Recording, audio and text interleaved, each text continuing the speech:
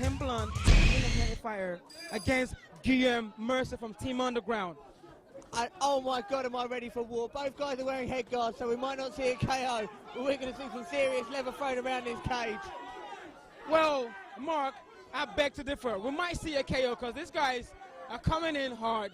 They're hitting hard because they know the head guard is on, so they want to punch past the head guard. Oh no, Guillemme is now throwing ones and twos in there. He's working the head shots. Now, this isn't the most technical fight I've ever seen, but this is the kind of fight that the fans like to see. It's just two guys barroom brawling. Oh, definitely, Mark, definitely. The thing about these fights is, with the brawling, the hands are down, the guards are down, and it's going to be punch after punch, one after the other. Some nice footwork there off Mercer. He's looking quite good. The wide stance, both feet fighting forwards. I'd like to see that head stay up, because at the moment they're ducking their heads and not ducking their chins. Mercer has a good boxing stance over there, right there. And he looks like he knows what he's doing. He's going for the head shots and the body shots. He's working the body shot, the liver shot, the kidney shot, the head shots.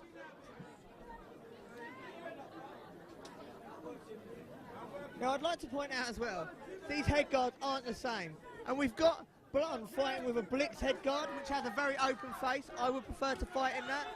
Oh. And we have Mercer fighting in a twins one, which is covering up a lot of his peripheral vision.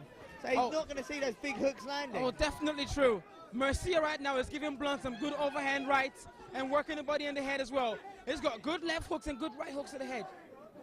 And I'd like to see if this could continue for 2 rounds. I would be shocked because the pace is fast.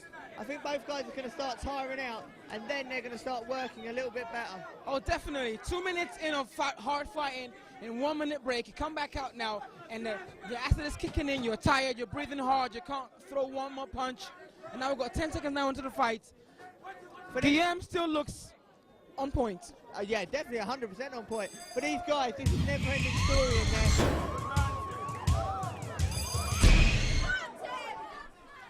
And here we go into round 2. Once again, a flurry of punches. This will be the more techie round of the 2.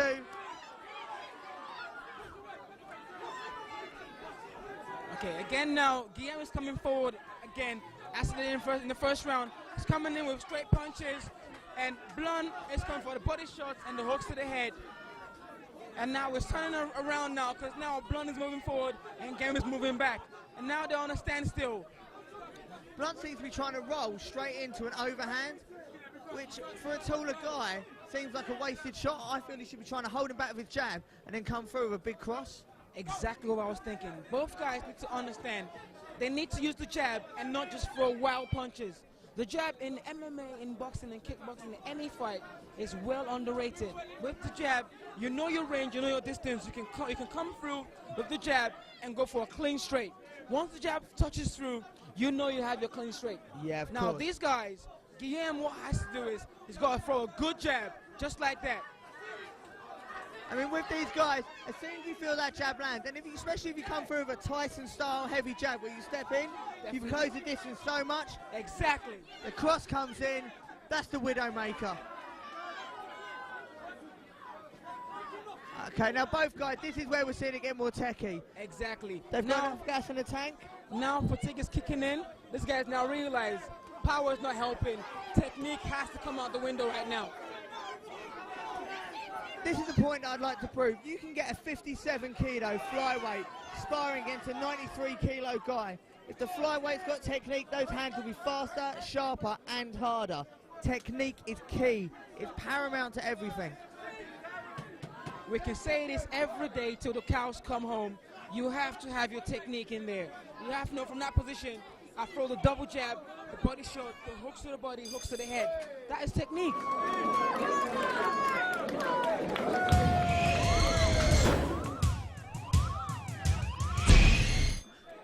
Here we go, into round 3. This is the champion round.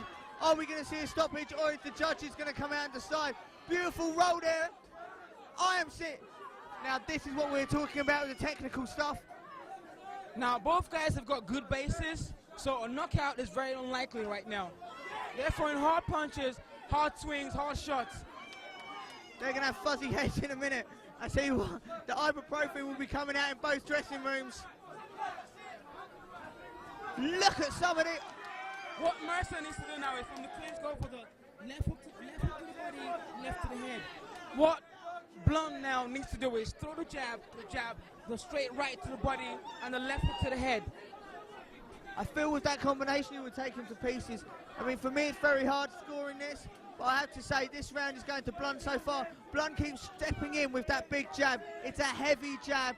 He's coming down, he's telegraphing it. Now, if Mercier saw it coming, he should drive a left corkscrew straight up onto the button, knock him out. But he seems to be missing this, and his cornermen don't seem to be cornering him to the point of saying, watch it, it will be telegraphed again, see it coming. Both guys now are just throwing for dear life. Oh, now Blunn is throwing more punches than Mercer. Both guys are looking tired. They're starting to pummel. Jermaine's going to break this up. Now, I'm pretty sure we're going to see Blunn come through with the jab. Big, heavy step-in jab. Both fighters taking a barrage of pain. Big hooks, uppercuts. I mean, this round, for me, it's going to Blunn all the way. It's been a hard, hard fight to go and match. Now, this is a hard match to call because the final round now, Blunn has been coming through to Mercier. The first round, Mercier won. The second round was a draw. Now, this is a very hard round to call, a hard fight to call. In my eyes, I see this as a draw.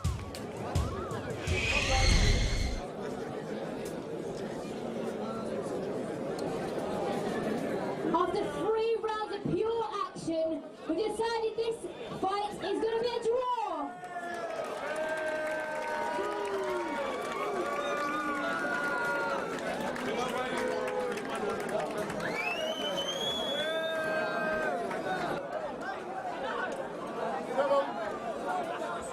Have a quick word with the both of you. I'm sorry. Okay, so both of you went in there, and you know, each rounds were completely different. How do you feel the fight went for you?